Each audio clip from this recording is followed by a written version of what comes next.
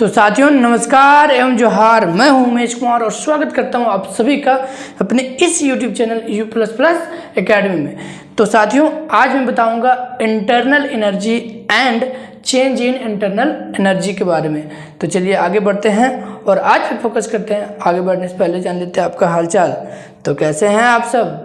बोले तो एकदम झकास। तो चलिए आगे बढ़ते हैं।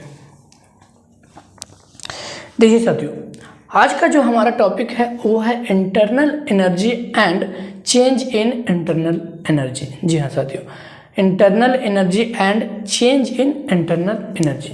तो चलिए सबसे पहले हम लोग जानेंगे कि इंटरनल एनर्जी क्या होता है। जी हाँ, इंटरनल एनर्जी तो कहता क्या है, देखिए कहता है every substance is associated with a definite amount of energy. देखिए हम लोग बहुत सारे प्रोसेस, बहुत सारे रिएक्शंस को देखते हैं, तो उनमें क्या होता है कि काफ़ी सारे प्रोसेसेस ऐसे होते हैं जिनमें ऊर्जा लगती है, यानी कि ऊर्जा की ज़रूरत होती है, और काफ़ी सारे ऐसे प्रोसेस होते हैं जिससे ऊर्जा निष्कासित होती है, यानी कि ऊर्जा निकलती है। तो इससे हमें लोगों को इस बात का पता चलता है कि पदार्थ में कहीं ना कहीं ऊर्जा पहले से मौजूद होती है। तो वही बात यहाँ पे क्या कहता है कि every substance is associated with a definite amount of energy. हर एक पदार्थ में क्या होता है, हर एक पदार्थ में डेफिनेट अमाउंट ऑफ एनर्जी पाया जाता है। यानी कि आप कोई भी पदार्थ उठा के देख लीजिए, उसमें निश्चित मात्रा में एनर्जी मौजूद रहती है। आगे कहता है कि which depends upon its chemical nature as well as its temperature, pressure and volume. तो कह ये रहा है कि आप कोई भी पदार्थ ले लीजिए, उसमें क्या होता है कि निश्चित मात्रा में एनर्जी पाए जाते हैं। ठीक है, तो जो वो एनर्जी होते हैं वो डिपेंड करते हैं उनके केमिकल नेचर पे, और किस पे डिपेंड करते हैं? उनके टेम्परेचर पे, उनके प्रेशर पे और उनके वॉल्यूम पे। ठीक है, यहाँ तक बात समझ में आई। अब आगे कहता है कि the energy associated with a substance is called its internal energy. यानी कि जो एनर्जी उनमें पाया जाता है, जो एनर्जी उनके अंदर होता है, उसी को हम लोग क्या कहते हैं? Internal energy. ठीक है, बात समझ में आई। मैंने आपको बताया कि आप कोई भी पदार्थ ले लीजिए, कोई भी सब्सटेंस ले लीजिए, तो उनमें क्या होते हैं कि निश्चित मात्रा में एनर्जी, ऊर्जा पाई जाती है। ठीक है, जो कि डिपेंड करते हैं उनके केमिकल नेचर पे एज वेल एज उनके टेम्परेचर पे, प्रेशर पे और वॉल्यूम पे। तो कहना यह है कि जो उनमें आंतरिक ऊर्जा, जो उनके अंदर ऊर्जा पाई जाती है, उसी ऊर्जा को जो है वो क्या कहा जाता है? इंटरनल एनर्जी कहा जाता है। अब इंटरनल एनर्जी जो है usually denoted by the symbol E और U।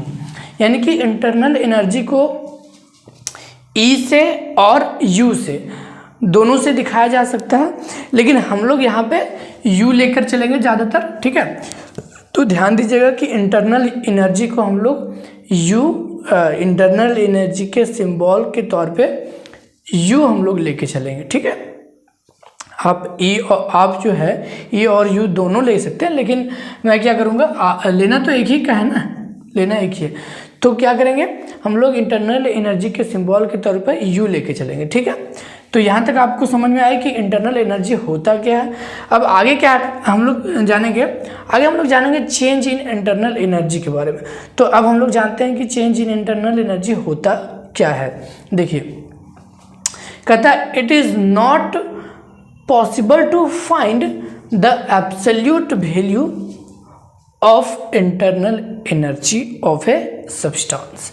कहता ये है कि किसी सब्सटेंस के इंटरनल एनर्जी का एब्सोल्यूट वैल्यू निकालना पॉसिबल नहीं है। बात समझिए, अब कोई हमने बताया कि हर एक सब्सटेंस में क्या होता है कि इंटरनल एनर्जी होते हैं, डेफिनेट अमाउंट ऑफ एनर्जी होते हैं। हर एक सब्सटेंस में क्या होते हैं, डेफिनेट अमाउंट ऑफ एनर्जी होते हैं, उनको हम लोग इंटरनल एनर्जी कहते हैं।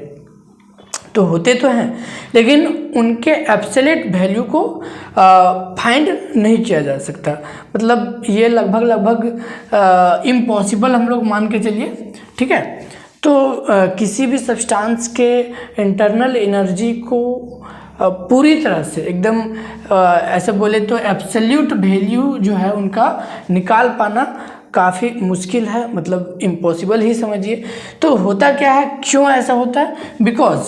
Because it involves certain quantities like translational, vibrational and rotational kinetic energies which cannot be measured। अब देखिए होता क्या है कि इंटरनल एनर्जी के तौर पर जो है सो हम लोगों ने बताया कि उनमें इंटरनल एनर्जी होता है, तो जो इंटरनल एनर्जी होंगे उनका एब्सोल्यूट वैल्यू निकाल पाना बहुत ही मुश्किल है।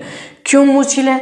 तो उनमें जो है सो कुछ काइनेटिक एनर्जी जैसे कि ट्रांसलेशनल, वाइब्रेशनल और रोटेशनल काइनेटिक एनर्जी जो है सो मिक्स होते हैं, जिन्हें जो है सो मेजर नहीं किया जा सकता, जिन्हें मापा नहीं जा सकता। तो यही कारण है कि आप इंटरनल एनर्जी के जो एब्सोल्यूट वैल्यू है वो नहीं निकाल पाएंगे।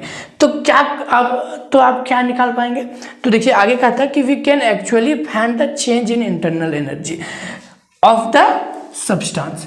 तो हम लोग इंटरनल एनर्जी के एब्सोल्यूट वैल्यू को तो नहीं फाइंड कर सकते, लेकिन हम लोग क्या कर सकते हैं, we can actually find the change in internal energy of the substance. हम लोग उस सब्सटेंस के चेंज इन इंटरनल एनर्जी को निकाल सकते हैं, फाइंड कर सकते हैं। समझ में आया बात? तो अब कैसे फाइंड करेंगे चेंज इन इंटरनल एनर्जी को? तो कहता है देखिए, thus if the internal energy of the system in the initial state is ui and the final state it is uf, then the change in internal energy will be del u। देखिए हर process का initial state होता है और final state होता है। तो क्या कहता है कि दस the internal energy of the system in the initial state, तो जो सिस्टम का जो इंटरनल एनर्जी का इनिशियल स्टेट हम लोग लेके चलेंगे वो यू आई लेके चलेंगे, और जो फाइनल स्टेट है उसको हम लोग यू एफ लेकर चलेंगे। तो आपका इंटरनल एनर्जी का जो है इनिशियल स्टेट हो गया यू आई और फाइनल स्टेट हो गया आपका यू एफ। तो ऐसे में जो आपका चेंज इन इंटरनल एनर्जी होगा उसको हम लोग डेल यू कहेंगे, उसको हम लोग क्या कहेंगे, डेल यू। तो हम लोग फिर डेल यू कैसे कैलकुलेट करेंगे?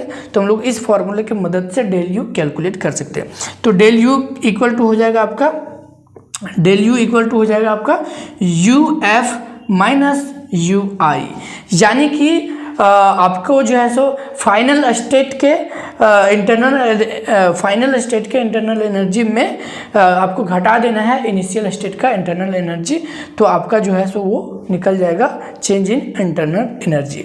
समझ में आ गई बात? चलिए अब आगे कहता है साइन कन्वेंशन इन एनर्जी, यानी कि साइन कन्वेंशन कहने का मतलब कि आपका जो इंटरनल एनर्जी कभी पॉजिटिव भी आ सकता है, कभी नेगेटिव भी आ सकता है। तो कब पॉजिटिव आएगा कब नेगेटिव आएगा देख लीजिए।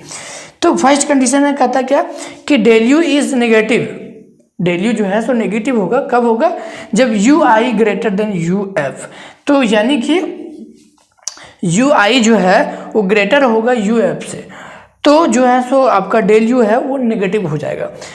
It means energy will be evolve in the process. इसका मतलब ये है कि उस प्रोसेस के थ्रू एनर्जी जो है वो निष्कासित हुआ है, निकला है, ठीक है।